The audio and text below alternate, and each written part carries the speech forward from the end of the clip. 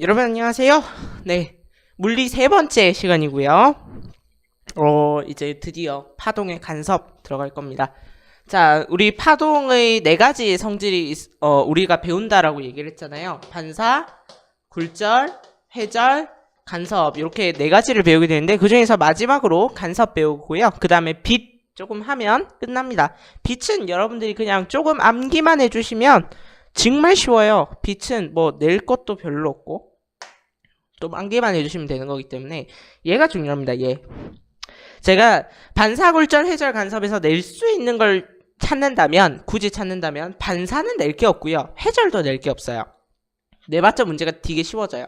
그래서 굴절을 내요. 굴절하고 그리고 간섭 이 파트를 제일 많이 냅니다. 그리고 간섭 중에서도 이 정상파 부분하고요.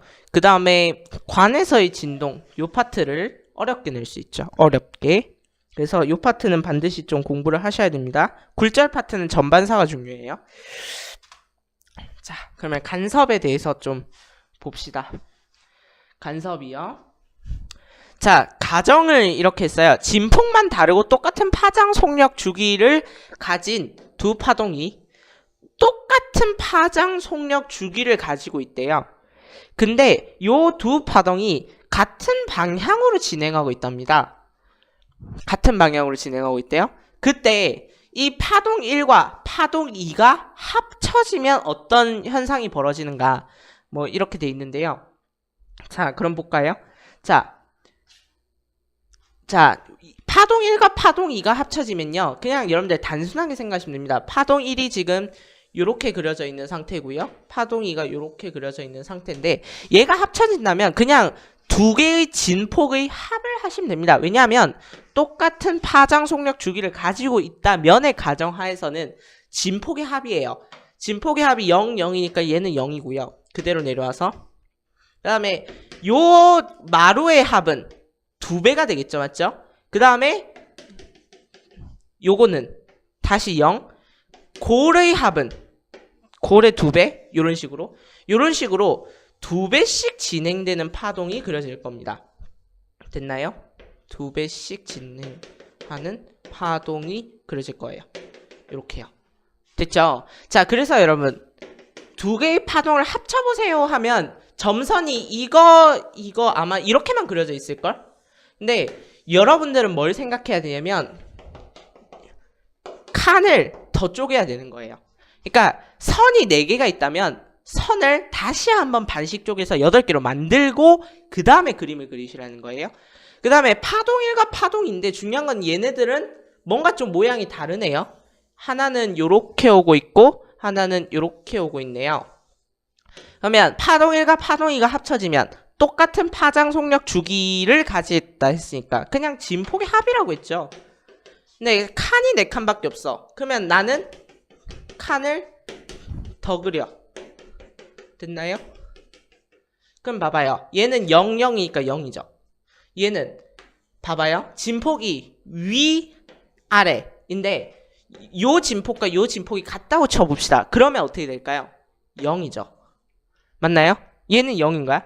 그러면 요것도 아래로 내려가는 만큼 위로 올라간다 치면 일직선으로 0이죠.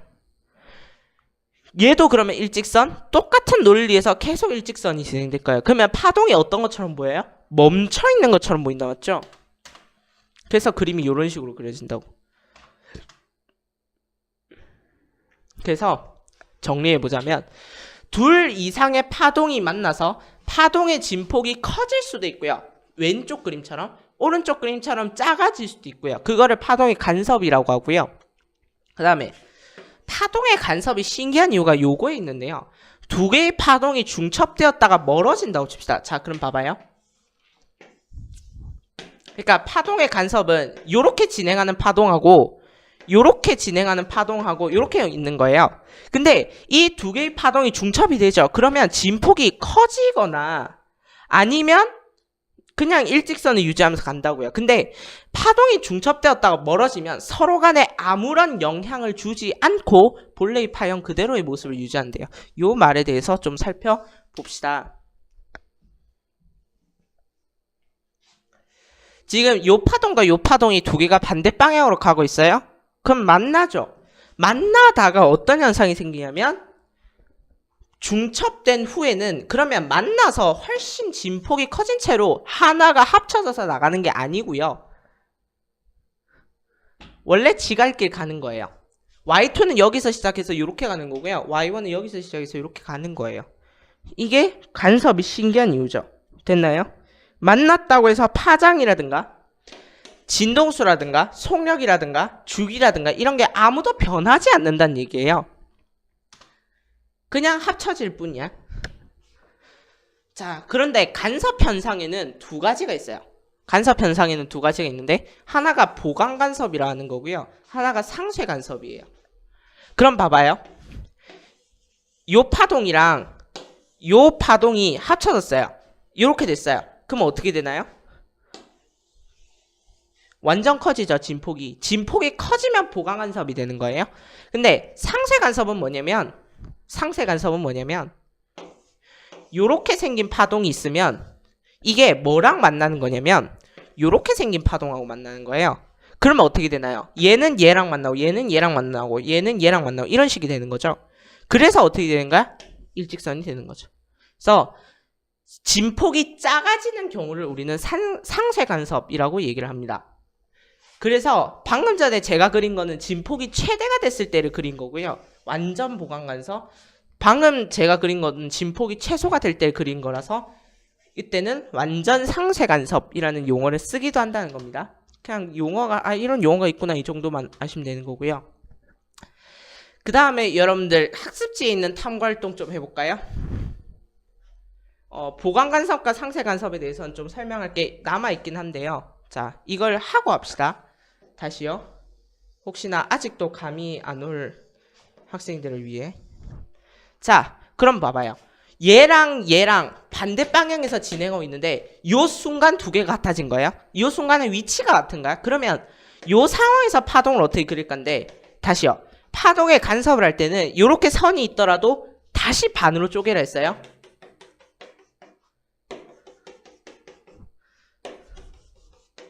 그러면 얘는 얘가 될 거고요. 요거 합쳐지면 두 배가 되겠죠?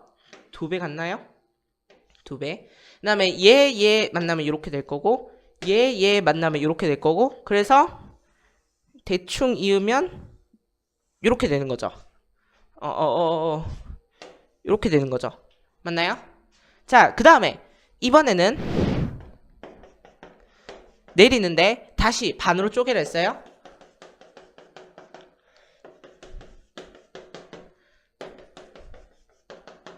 반으로 쪼개라 했어요.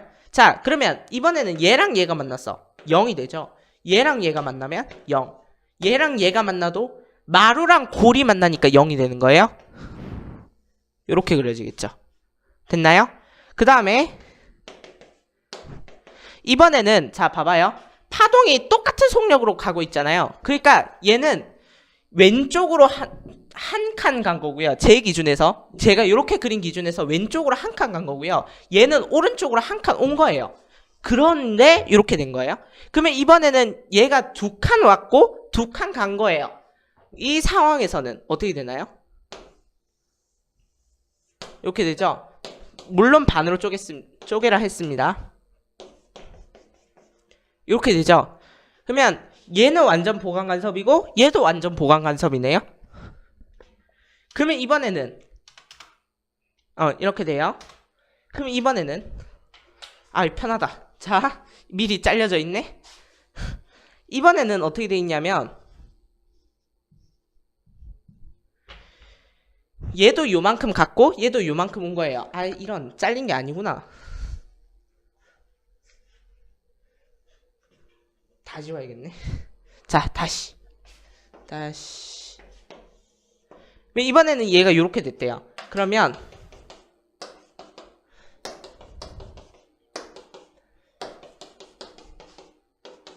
요렇게 되겠죠? 자, 그러면 이번엔 얘랑 얘가 만났어. 또 0이야. 얘랑 얘가 만나도 0. 얘랑 얘가 만나도 0. 또 일직선이네요. 근데 이번에는 요렇게 됐으니까 말 안 해도 알겠죠, 이제? 요렇게 될 거라는 거. 맞죠? 그러면 이제 요거에서 좀 설명을 해보겠습니다. 요 그림이요.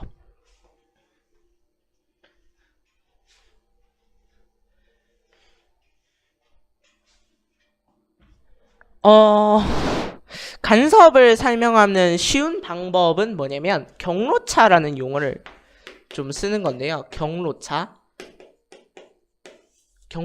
경로의 차이라는 거죠. 경로의 차이가 여러분 그 보강 간섭이 일어날 때는 언제냐면 한 파장 차이 난다든가 두 파장 차이 난다든가 세 파장 차이가 난다든가 이런 식으로 정수 보강 차이가 나면 정수만큼의 파장 차이가 나면 보강 간섭이 일어나요. 근데 그 상쇄는 언제 일어나냐면 2분의 1 파장 차이 날 때, 그 다음에 2분의 3 파장 차이 날 때, 2분의 5 파장 차이 날 때 이런 식으로 반 파장씩 뭔가 차이가 나면 상쇄 간섭이 일어나요. 그러면 요 경로차라는 말을 좀 쉽게 이해시켜 볼게요. 봐봐요. 얘는 지금 파장의 차이가 있나요, 없나요? 없죠. 파장의 차이가 0파장 차이 나죠. 그러니까 얘는 보강 간섭이 일어나는 거예요. 근데 얘는 파장이 몇 파장 차이가 나냐면 잘 봐요. 자, 요게 다시 여기로 올 때까지 요게 한 파장이죠. 근데 경로차라는 거는 얘는 여기서 시작했잖아, 맞지? 그러면 몇 파장 차이가 나는 거야? 2분의 1 파장 차이가 나잖아요. 얘랑 얘는 경로차가 2분의 1 파장입니다. 이해되시나요? 이해가 안 되시면 한 번 더 돌려보세요. 얘가 한 파장인데 나는 여기서 시작한 거야. 그러니까 얘는 2분의 1 파장 차이가 났다고. 그래서 얘는 요렇게 그려지면 완전 상쇄가 된 거예요. 그 다음에 얘랑 얘는 또 모양이 똑같죠. 모양이 똑같으니까 얘는 경로차가 안 났죠. 그래서 얘는 보강 간섭이라는 거예요. 그 다음에 얘 또 마찬가지. 얘도 마찬가지. 요게 한 파장이잖아요, 맞죠? 파동이 한 번 되돌아온 데 걸리는 거리. 요게 파장이잖아요, 맞지? 근데 얘는 여기서 시작했네. 얘가 한 파장인데 얘는 몇 파장 차이가 나는 상태로 2분의 1 파장 차이가 나는 상태로 시작했잖아, 맞지? 그래서 무슨 간섭이 벌어진 거예요? 상쇄 간섭이 벌어진 거예요. 그 다음에 얘는 또 차이가 없죠. 그래서 보강 간섭이 벌어진 겁니다. 되셨나요? 이게 제일 여러분들이 간섭 현상을 이해시키는데 쉬운 용어라고. 그럼 봐봐요. P라는 지점이 있고 Q라는 지점이 있어요. 근데 얘가 한 곳에서 모였을 때 이 지점에서 보강 간섭이 일어나는지 상쇄 간섭이 일어나는지를 물어요. 근데 P랑 Q는 그러니까 간섭을 문제를 주려면 반드시 요 말이 있어야 돼. 똑같은 파장, 진동수란 말 주기 싫으면 주기, 속력을 가진 두 파동이 있어야 되는 거야. 근데 여기서 여기까지는 10m고요. 여기서 여기까지는 7m예요. 근데 파장은 얼마냐면 PQ의 파장은 각각 4m고 4m라 하지 말자. 2m고 2m예요.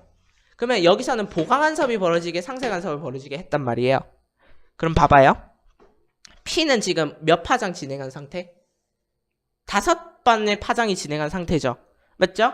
그러면 Q는 3번 반 같죠, 맞죠? 얘는 5번 같고 얘는 3번 반 같단 말이에요. 맞나요? 그러면 자 봐봐요. 5번 같고 3번 반 갔어요. 그러면 어떤 상황이 벌어지는 거예요? 얘가 요렇게 가는 파동이었다면 반 잘린 상태에서 시작하는 요 파동이랑 만났다는 소리죠. 맞나요? 이게 바로 뭐냐면 경로차예요. 경로차. 2분의 3 파장 차이가 나는 거잖아. 그래서 상쇄 간섭이 벌어져요. 여기서는. 그냥 경로차라는 말을 이해시키고 싶어서 그냥 요거 예를 든 거고요. 모르면 잊어버리셔도 됩니다. 자, 그 다음에 우리가 중요한 게 간섭을 배우는 이유가 뭐냐면 이 정상파 때문이에요. 정상파인데 봐봐요.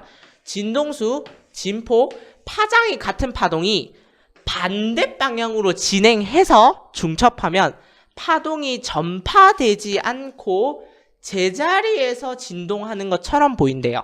그걸 우리는 뭐라 하냐면 정상파라고 해요. 자, 그러니까 요 그림이 뭐냐면 아까 그린 그림이요? 요게 정상파예요. 정상파. 한 곳에서 계속 진폭이 늘어났다 줄어들었다 하는 것처럼 보이잖아요. 맨 밑에 거요. 됐나요? 그래서 얘가 정상파인 거야. 그러니까 정상파 그림을 그려주면 요거야. 진폭이 같은 파장이어야 돼요. 그러니까 그 아까 우리 간섭했을 때는 진폭이 같지 않아도 된다 했잖아. 근데 정상파의 상황이라면 진폭까지 같아야 돼요. 그래야 정상파가 만들어져. 그렇지 않으면 정상파가 만들어지진 않죠. 봐봐요. 진폭이 같은 파동이랬어. 그러니까 얘가 오고요. 그 다음에 요게 오는 거예요. 어떤 속력으로? 똑같은 속력으로. 똑같은 속력으로 오면 진행해서 중첩되면 파동이 전파되지 않고 제자리에서 진동만 하는 것처럼 보인대요.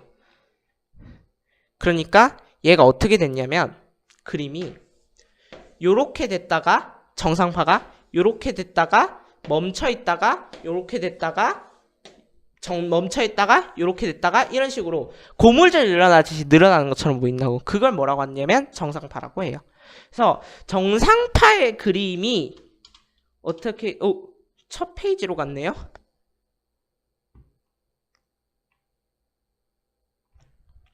좀만 기다려봐요. 컴퓨터가 좀 늙었어.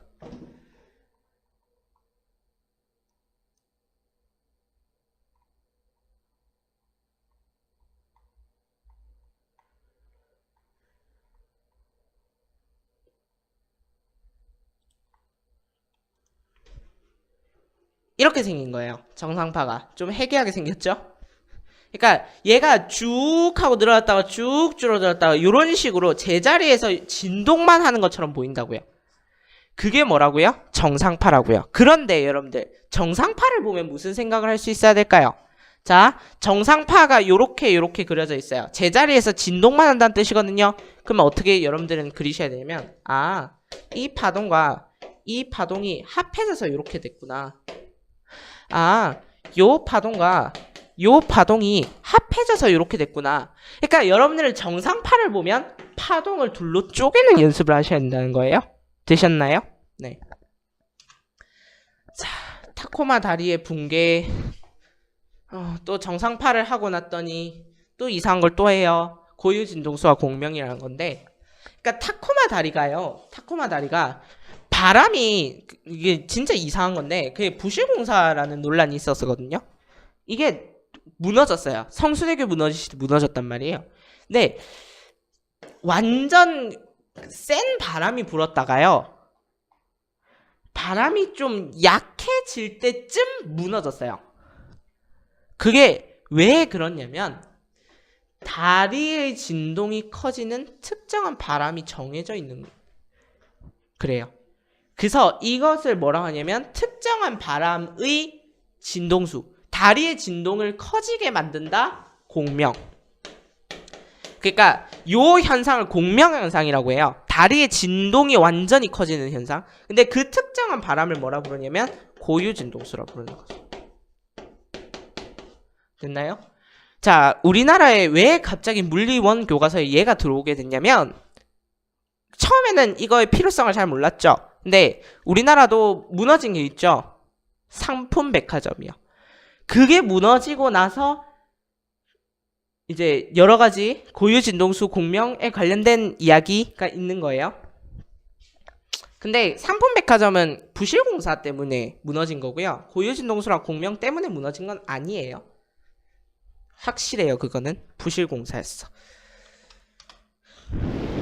또 하나의 이야기가 있어요. 고유진동수랑 공명이 물리원 교과서에 들어오게 된 이유는 상품백화점 때문만은 아닙니다. 또 있는데 그거는 지금 얘기해 줄 수가 없어. 자, 목소리로 컵 깨기. 그러니까 목소리를 아무리 크게 해도요. 컵이 안 깨지다가 목소리를 적당히 높이잖아요. 컵이 깨져요.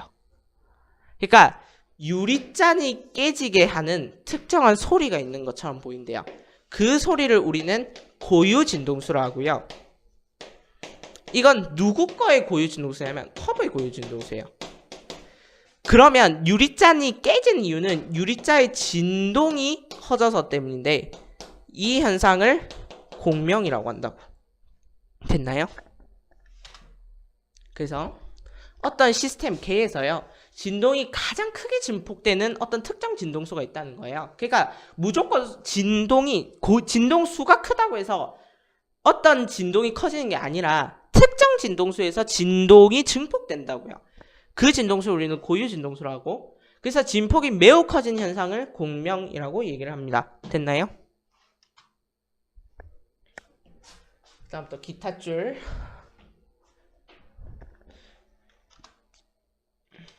자, 기타 줄이요, 요 현상이 일어나거든요. 그럼 봐봐요. 기타를 어떻게 그리지?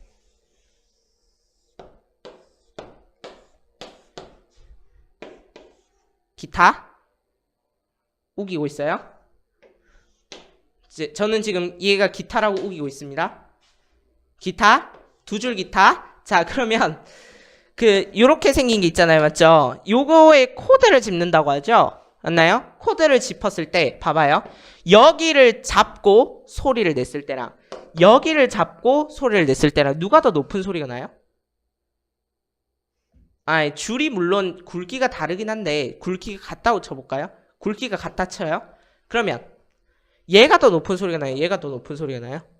얘가 더 높은 소리가 나요. 왜냐하면 자, 제가 줄을 띵 하고 튕겼어요. 그러면 어떤 현상이 일어나냐면 요렇게 됐다가 요렇게 됐다가 여기서 정상파가 만들어져요. 내가 줄을 여기서 쳤죠. 그러면 여기서도 반작용에 의해서 줄이 같이 쳐져요. 그러면 요렇게 정상파가 일어나는 거예요. 됐나요? 근데 얘는 정상파인데 파장이 요만큼이죠. 맞나요? 근데 얘는 뚱 하고 치면 파장이 길어져요. 됐나요? 얘는 파장이 길고 얘는 파장이 짧아. 근데 같은 공기 내에서라면 뭐 같아요? 속력이 같은 거야. 줄의 굵기가 같다면 소리 같은 거야. 속력이 같은 거야. 그래서 얘는 진동수가 작고 얘는 진동수가 큰 거야. 그래서 짧은 줄일수록 소리가 더 크게 나는 거야. 됐지? 그래서 여러분들 기타에서 여기를 집었을 때보다 여기를 짚었을 때가 훨씬 더 높은 소리가 나는 거야. 됐나요? 진동수 때문인가?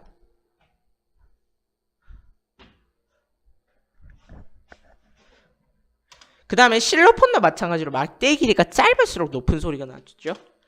그래서 줄이나 막대의 경우에 그 길이에 따라 고유 진동수가 달라지는데 길이가 짧은 경우에는 고유 진동수가 높아지고 그 다음에 줄을 튕기거나 막대를 치게 되면 고유 진동수에 해당하는 정상파가 형성되어서 그 정상파에 의해 공기가 진동하고 그게 귀로 전달되어서 진동이 전달된다는 거죠.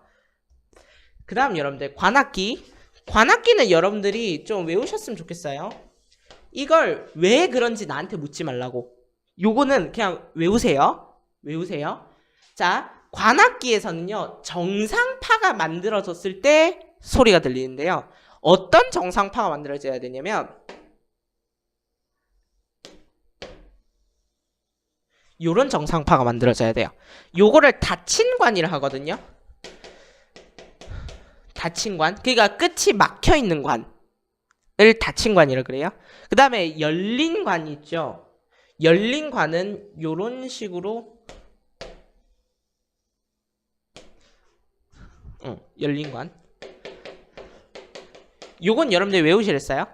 요렇게 됐을 때 우리 귀에 들리거든요. 자, 그러면 여러분들 정상파에서 용어를 잠시만 짚어보고 갈게요. 정상파 요렇게 그린댔어요. 그럼 봐봐요. 정상파에서 가장 높은 부분 배라 하고요. 가장 낮은 부분도 배예요. 그 다음에 요렇게 잘리는 것처럼 보이는 부분 있죠. 정상파를 툭툭툭 끊고 싶죠. 마디라 그래요. 됐죠? 그래서 열린 쪽은 배, 닫힌 쪽은 마디가 되면, 그러니까 여기가 배가 되고 여기가 마디가 되면, 열린 관에서는 양쪽이 열렸으니까 양쪽 다 배가 되면 우리 귀에 소리가 들려요. 그럼 얘들아, 리코더는 열린 관이거든요. 확실히 여러분들 밑에 보시면 열려 있어요. 그러니까 리코더는 소리가 내기가 쉬워요. 열린 곳 이렇게 되기가 쉬운데 닫힌 관일수록 소리를 만들기가 어렵습니다. 그러니까 예를 들어서 소금, 여러분들 뒤에 소금 부는 거 어려워했죠. 그게 왜 그러냐면 소금이 닫힌 관이라서 그래요. 됐나요? 자, 그럼 볼까요? 이게 줄에서의 정상파예요. 그러니까 여러분들이 기타 줄 때리면 요런 정상파가 만들어진다고. 근데 뭐 기본 진동, 2배 진동, 3배 진동은 무슨 소리냐면 봐봐요. 기본 진동에서 2배 진동이 일어나자. 그럼 파장이 2배가 짧아진다는 얘기예요. 2배 짧아진다 아니고 파장이 반이 된다는 얘기예요. 3배 진동은 진동수가 3배로 커졌으니까 파장은 3분의 1이 되는 거예요. 뭐 그런 얘기예요. 그러니까 2배 진동, 진동수가 2배 커졌다. 진동수가 3배 커졌다. 뭐 이렇게 생각하시면 돼요. 그러니까 얘는 같은 공기 내에서는 얘가 진동수의 비가 1대 2대 3 뭐 이렇게 생각하시면 되는데 그런 거 알 필요 없고. 그럼 봐봐요.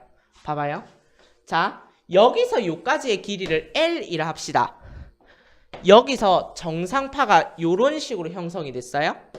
그렇다면 이 정상파의 파장 구해보세요 하면 L에 관한 식으로 파장 구해보면 얼마예요? 2L이죠. 왜요? 제가 얘기했잖아. 정상파 만들어지면 우리는 파동을 쪼개낸다니까? 반으로? 요 반틈짜리가 2개가 섞인 거죠. 근데 얘는 파장이 반만 그려져 있잖아. 그러면 파장이 온전하게 그려지려면 하나 더 그려야 되죠? 얘는 2L이 되는 거야. 자, 그러면 이번에 얘의 경우에는요. 얘의 파장은 얼마입니까? L이죠. 왜냐하면 요렇게 생긴 파동 2개가 합쳐졌으니까 요거는 파장 온전하게 L자리가 다 그려진 거죠. 이해되나요?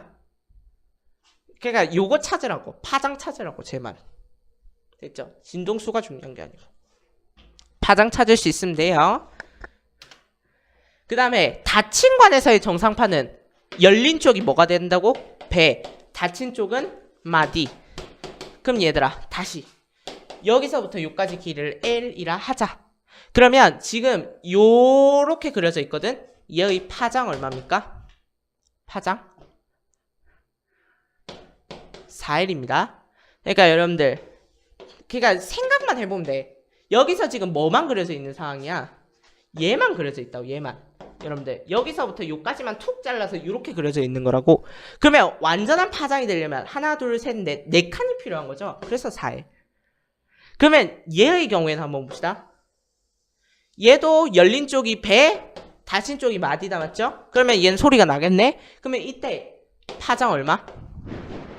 파장 찾아 이러면 또 생각해보면 된다니까. 여기서 뭐만 그려져 있는 거야? 여기서부터 요까지 그려져 있죠? 요까지 맞죠? 자, 그러면 여기는 4칸으로 잘라볼 수 있겠죠? 4칸으로 잘라보면 이거 4칸인가? 3칸이잖아. 4칸으로 잘렸죠? 하나 둘 셋 4칸. 그 중에 3칸이 그려져 있지. 근데 온전한 파장이 되려면 그러니까 봐봐 다시 3칸짜리가 그려져 있는데 그게 L이잖아. 그러면 온전한 파장은 4칸이라니까. 그래서 3분의 4L 찾을 수 있겠죠? 찾을 수 있으셔야 돼요.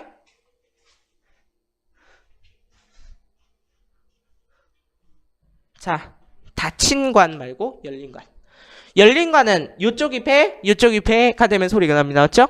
자, 그러면 이렇게 돼 있어요. 여기서부터 여기까지 길이 L입니다. 파장 얼마예요? 생각해보면 여기서부터 여기까지 그려진 거죠. 반이 그려져 있네? 2L이네. 파장은 2배겠네. 그 다음에 이렇게 그려져 있으면 얘는 뭔데요? 온전한 파장 전체가 다 그려진 거 아니에요? 하나, 둘, 셋, 4칸 다 그려졌잖아. 그럼 그냥 L이죠. 됐나요?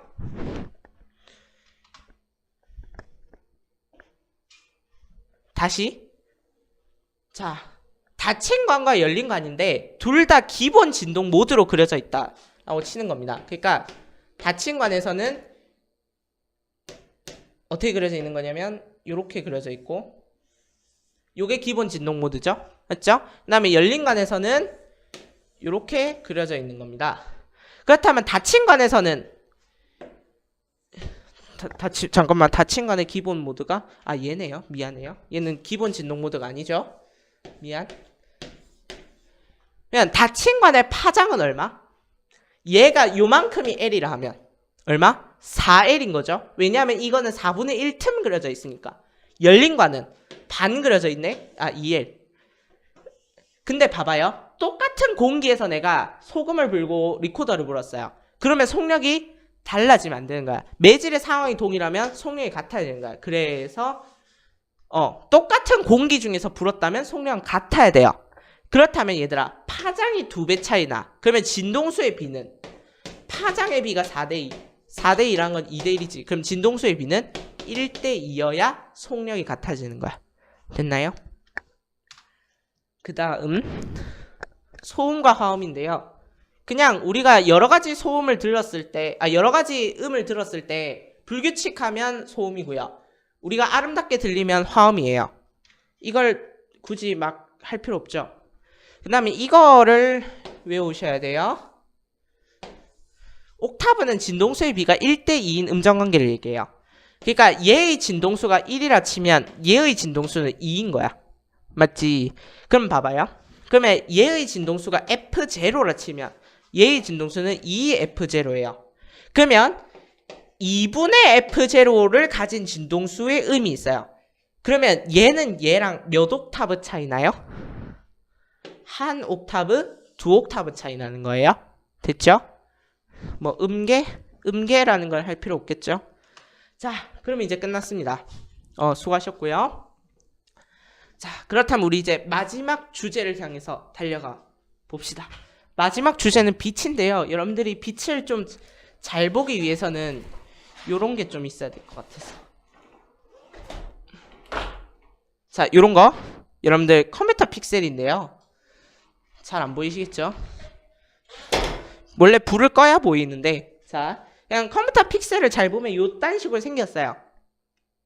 기분 나빠요? 기분 나빠도 어쩔 수 없고요.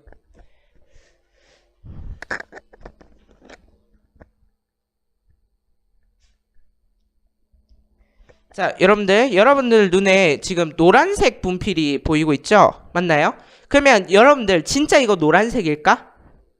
여러분들 눈에 보이는, 자, 제 눈에 보이는 건 노란색이 맞는데요. 여러분들 눈에는 노란색이 아니에요. 노란색이 아니라 뭐냐면 빨간색과 초록색의 합이에요. 여러분들 되게 기분 나빠야 돼. 지금 여러분들 컴퓨터한테 속고 있다고. 이거 노란색 아니고요. 빨간색과 초록색의 합이라니까. 외우셔야 돼요. 그래서 빛의 3원색. 그러니까 컴퓨터는 빨강, 초록, 파랑, TV도 마찬가지고요. 빨강, 초록, 파랑을 가지고 모든 색을 구현해내요. 그래서 여러분들 레드, 그린, 블루 해서 RGB죠. 빛의 3원색은. 그러면 참고로 색의 3원색은 뭐예요? 색의 3원색. 빨강, 초록, 노랑 이러지 말고. 여러분들이 잘 몰라요. 마젠타, 시안, 옐로예요. 그래서 여러분들 복사기 잉크 중에 YMCK가 있어요. 이게 뭐냐면 마젠타, 시안, 옐로우, 검정. K는 뭔지 모르겠어요. 블랙도 아니고 검정이래요. 난 몰라. 이게 여러분들 그 프린터기 중에 YMCK 잉크를 쓰는 프린터가 있거든요. 그건 뭐냐면 마젠타, 시안, 옐로우, 검정 가지고 인쇄를 한다는 뜻이에요. 색의 3원색이 얘라서요. 됐죠? 빛의 3원색은 다시 뭐라고? RGB, 빨강, 초록, 파랑입니다. 그렇다면 얘들아, 우리가 빛을 본다라는 건 뭐냐면, 빛을 본다는 건 원뿔 세포와 막대 세포에 의해서 빛을 볼 수 있게 되는데요. 이거는 좀 그림이 많이 왜곡됐어요. 여러분들한테 그냥 이게 뭐처럼 보였으면 좋겠어서, 원뿔처럼 보였으면 좋겠어서. 이름이 원뿔 세포인데, 여러분들 혹시 원뿔 세포라는 이름을 못 들어보셨다면 원추 세포라는 말은 들어보셨을 거야. 그게 원추 세포가 여기서 온 거예요. 알겠죠? 그러면 원뿔 세포는 뭘 감지하냐면 색을 감지해요. 근데 얘는 이렇게 생겼거든요. 막대 세포. 이것도 여러분들이 들어본 적 없을 건데 간상 세포라는 표현을 썼어요. 예전에는. 근데 막대처럼 생겼다고 간상 세포인데요. 막대세포라고 해요. 요즘에는. 막대세포는 뭘 감지하냐면 명암을 감지하는데요. 여러분들 뇌 속에는 원뿔세포가 많을 눈 속에는 원뿔세포가 많을 것 같아? 막대세포가 많을 것 같아? 막대세포가 훨씬 많아요. 여러분들이 아침에 일어났을 때 밝다 이러지 빨간색이 보이진 않잖아요. 초록색이 보이거나 그러지 않잖아요. 맞죠? 빛이 먼저 들어온다고. 그게 뭐냐면 막대세포가 약 한 1억 2천 개 정도 있다면 원뿔세포는 650만 개 정도가 있답니다. 그래서 막대세포가 더 많고, 그 다음에 우리 인간은요 포유류 중에 유일하게 색깔을 구분할 수 있어요. 그러니까 다른 포유류는 원뿔세포가 없대요. 막대세포만 있대요. 됐나요? 그러니까 얘들아, 황소 아닌데요? 그러면 꼭 이 말이 나와요. 황소는 빨간색 보면 달라들잖아요.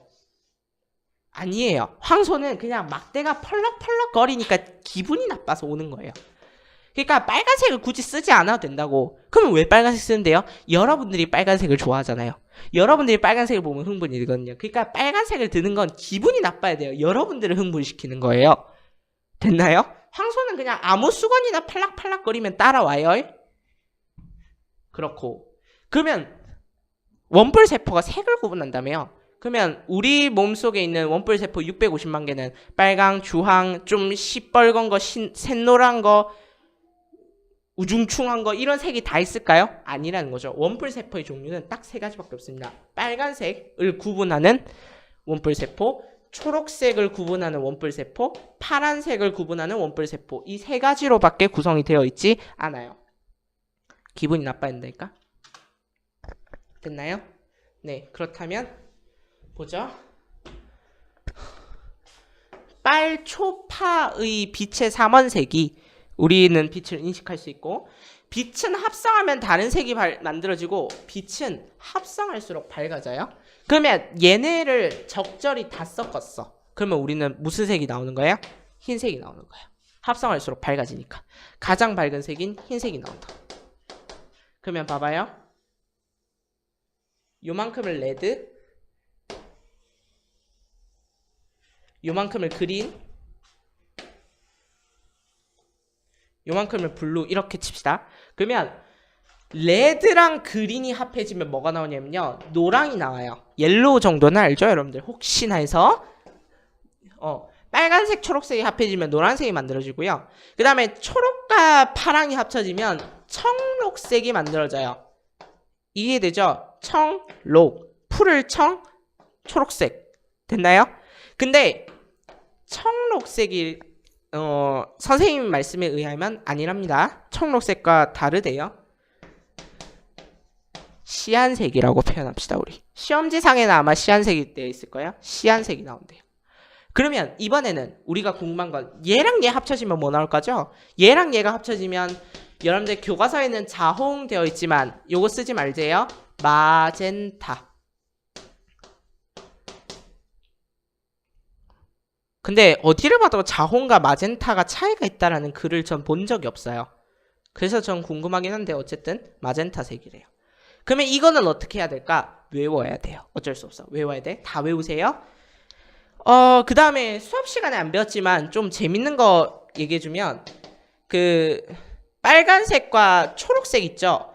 요거를 2대1의 비율로 섞잖아요? 빛을. 그러면 주황색이 나온대요. 이건 혹시나 3학년 때 물리를 할 친구들이라면 좀 알아뒀으면 좋겠어서. 빨간색과 초록색을 2대1로 섞으면 주황색이 나온답니다. 신기하죠? 자, 그 다음 색의 인식. 또 중요한 거 나왔네.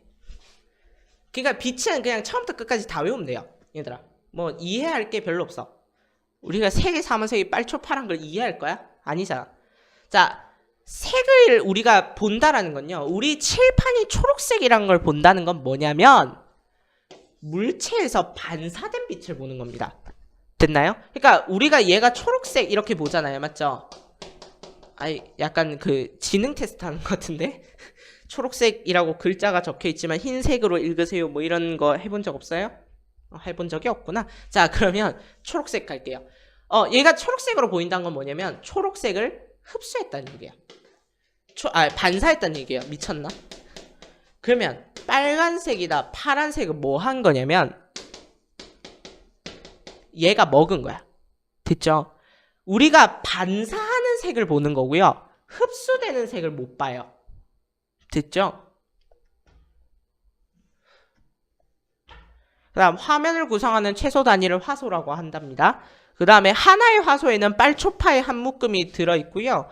그 다음에 각 화소의 빨초파의 비율을 상대적으로 조절해서 지금 제 옷 색깔이라든가 제 얼굴이라든가 이런 게 여러분들한테 보이는 거예요.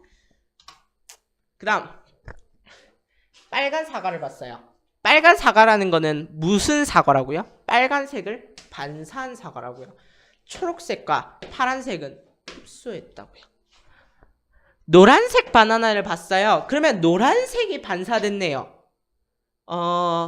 사실 이게 제가 찍 끄긴 했는데요. 노란색을 바나나에서 반사한 게 사실은 맞아요. 아니, 그냥 그렇다고 믿자. 노란색을 반사했는데 우리 눈에는 노란색을 인식하는 원뿔세포가 없어요.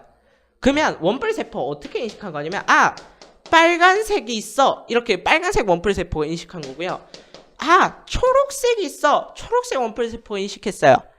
그때 이 시신경들의 조합이 뇌한테 가면 어떻게 된다고요? 이거 노란색이군. 이렇게 인식한다고. 됐나요? 다시. 바나나에서는 노란색을 반사했을 거야. 그랬을 거야 그냥. 그렇다 믿자. 근데 바나나가 빨간색과 초록색을 같이 반사한 거야. 어떻게 보면. 그러니까 둘 중에 하나인데 둘 다 맞다고 해요 그냥. 근데 이거는 정확해. 우리 눈에는 노란색을 인식할 순 없어. 그럼 어떻게 한다고? 빨간색 원뿔세포와 초록색 원뿔세포가 둘 다 동시에 반응해서 우리 뇌로 갔을 때 노란색이라 느끼는 거라고. 됐나요?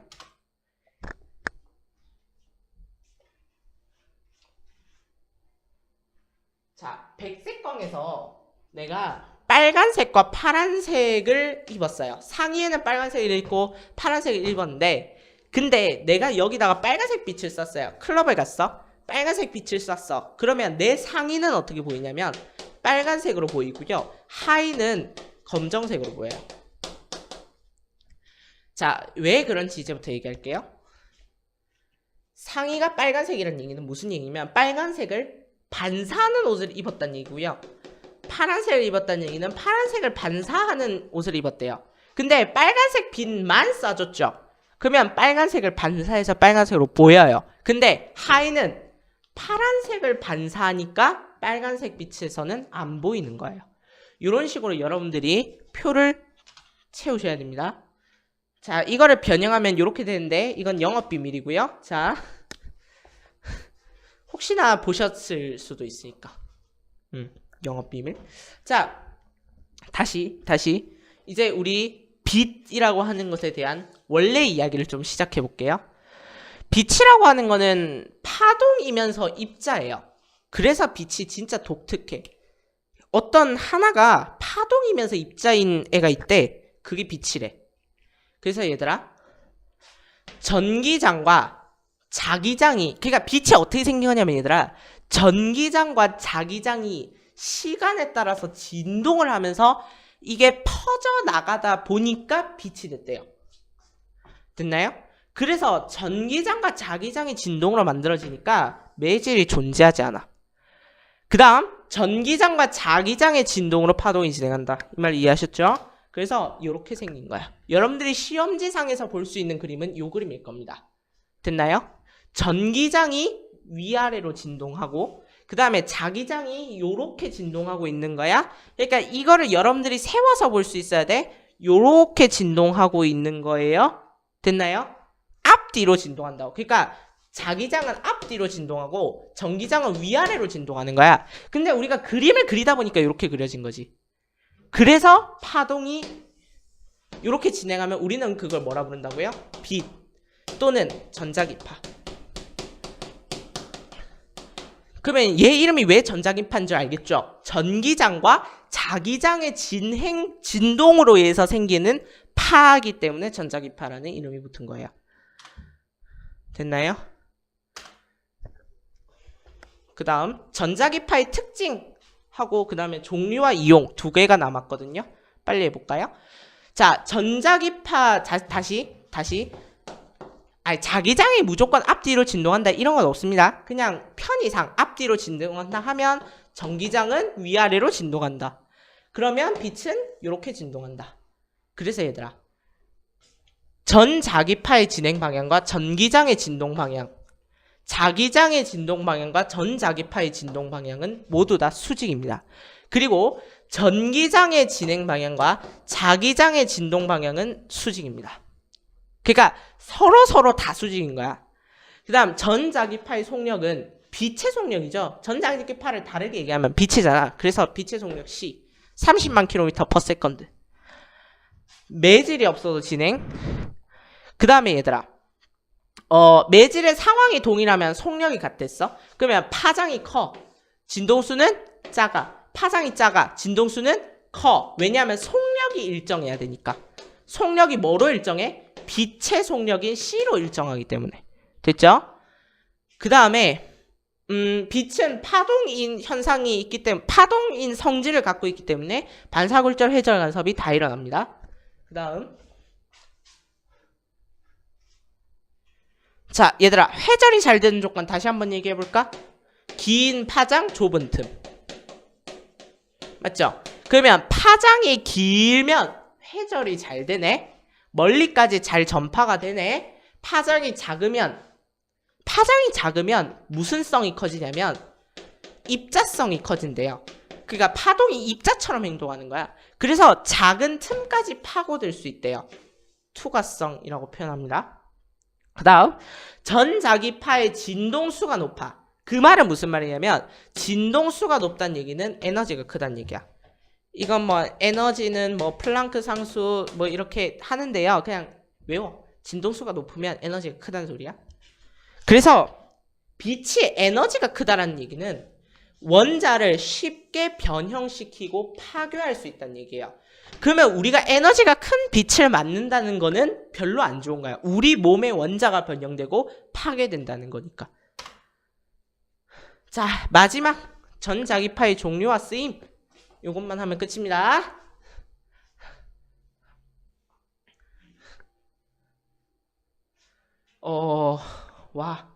자, 봐봐요. 우리는 주파수 또는 진동수를 가지고 이제 전자기파를 여러 가지로 나누는데요. 우리가 알고 있는 전자기파는 빛이기 때문에 그 중에서도 우리가 알고 있는 건 가시광선이라는 영역이죠. 빨주노초 반환부요. 그건 진짜 진동수가 몇 안 되는 영역이야. 그러면 가시광선보다 진동수가 커지면 그거는 우리가 뭐라고 하냐면 커지면 자외선, 더 크면 X선, 더 크면 감마선이라 그래요. 그러니까 어떤 영역대가 정해져 있어. 그거는 안 외워도 됩니다. 이걸 외워서 뭐하게? 10의 12제곱 이런 거 외워서 뭐하게? 그 다음 가시광선보다 진동수가 작으면 적외선, 마이크로파, 그 다음에 라디오파, TV파는 뭐 안 외우셔도 되고요. 그것보다 나중에 극저주파 뭐 이런 표현을 쓰기도 합니다. 다시요.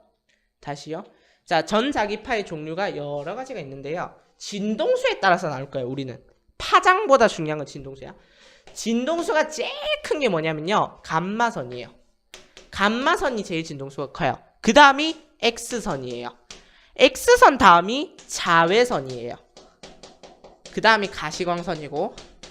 그러니까 얘들아, 뭐를 기준으로 잡아두면 제일 쉽냐면 가시광선을 기준으로 잡았을 때가 제일 우리가 외우기 쉬워. 가시광선보다 진동수가 작으면 우리는 적외선이라고요. 이건 줄 알겠습니다. 네. 영어쌤 안 나왔나? 영어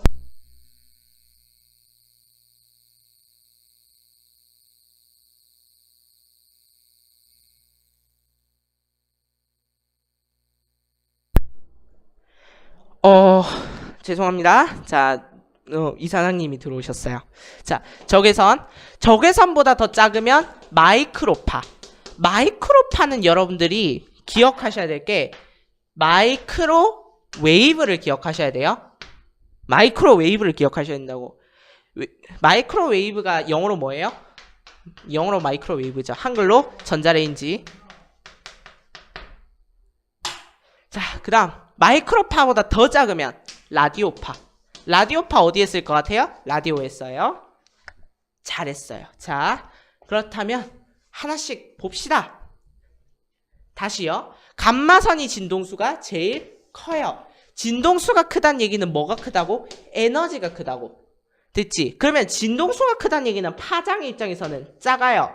파장이 작으면 회절이 잘 안 돼요. 투과성이 커지는 거야. 에너지가 크고요. 매우 위험합니다. 우리는 맞으면 안 돼요. 근데 감마선을 꼭 써야 하는 경우는 암세포를 죽이고 싶을 때. 암세포를 죽이려면 원자를 쉽게 변형시키고 파괴시킬 수 있어야 되니까 투과력이 크고 에너지가 커져야겠죠. 그래서 감마선을 써요. 자, X선. X선은 투과력이 큰 편이고 내부를 관찰할 수 있을 만큼 투과력이 크다. 그래서 엑스레이 사진이라든가 수화물을 검색한다든가 요거 중요해요. 요거 중요해요. 엑스레이는 솔직히 엑스레이가 선이잖아. 이걸 주겠어요, 설마? 시험에서는 이걸 안 주겠죠. 이걸 주겠죠. 공항 수화물을 검색한다든가. 내부를 관찰하려면 뭐가 일단 커야 된다고? 투과력이 커야 된다고. 근데 수화물을 검색하는데 감마선까지 쓸 필요는 없잖아. 맞지? 그래서 내부를 검사하는데 우리는 X선을 이용합니다. 자외선 갈게요. 자외선은 얘들아 자주색의 바깥에 있다 해서 자외선이거든요. 자주색이 뭐냐면 보라색이에요. 보라색 바깥의 빛을 자외선이라고 해요. 그래서 진동수가 큰 편. 그래서 에너지가 큰 편이고요. 피부에 해로워요. 살균 작용을 한대요. 그래서 소독을 할 때 써요. 됐나요? 자외선 식기 세척제 들어본 적 있죠? 근데 그거 여러분들 열어놓고 자외선 세척하면 안 돼요. 소독하면 안 돼요. 왜냐하면 자외선은 여러분들이 적이에요. 여러분들이 균이에요. 그래서 여러분들을 죽인다고. 그러면 안 돼. 큰일 나. 그 다음 적외선. 가시광선은 볼 필요 없잖아. 맞지? 가시광선은 우리가 볼 수 있는 빛을 가시광선이라 그래요. 아, 그건 알아야 돼. 얘들아. 빨주노초 파남보까지 있을 거 아니에요. 파장은 누가 더 커요? 빨간색이 커, 보라색이 커. 파장 누가 더 길어? 자, 이렇게 외우십니다. 빨간색을 쓰는데 시간이 많이 걸리지. 파장이 긴 거야. 보라색을 쓰는데 시간이 짧지. 파장이 짧아. 내가 이렇게까지 하는데 좀 외우라. 그러면 진동수는 누가 더 큰 거야? 보라색이 훨씬 더 크고 빨간색은 진동수가 작은 거야. 알지? 왜냐면 파장이 기니까. 이건 알아야 돼. 빨간색과 보라색 중에 파장이 더 긴 거는 빨간색, 쓰는데 시간이 많이 걸려. 진동수가 더 큰 건 보라색, 에너지가 더 커. 그래서 얘들아, 빨간색 바깥의 빛 이러면 에너지가 작아지는 거야, 이제부터. 에너지가 작은 대신에 뭐가 커져? 파장이 점점 커지는 거야. 그러면 적외선의 특징은 뭐냐면 열을 가지고 있으면 적외선이 나온대요. 그래서 우리 몸에서도 적외선이 나오는 거야. 그러니까 여러분들 체육 시간 하고 나서 가만히만 있어도 우리가 더운 이유는 적외선 때문인 거야. 알겠죠?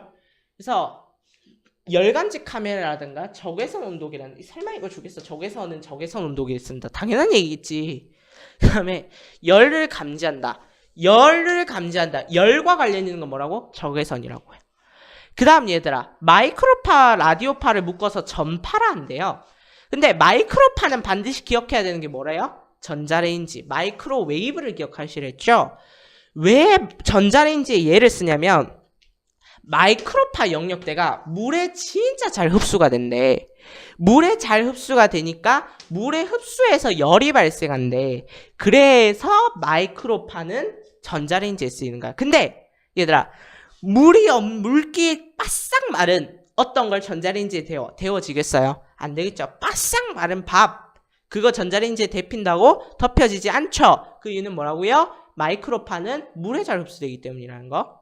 그다음 라디오파는 진동수는 엄청 작고 파장이 엄청 긴 거죠. 회절이 매우 잘 되네요. 그래서 장애물이 있어도 전달이 잘 되겠네요. 그래서 라디오, 휴대전화를 쓸 때는 라디오파를 쓰겠죠.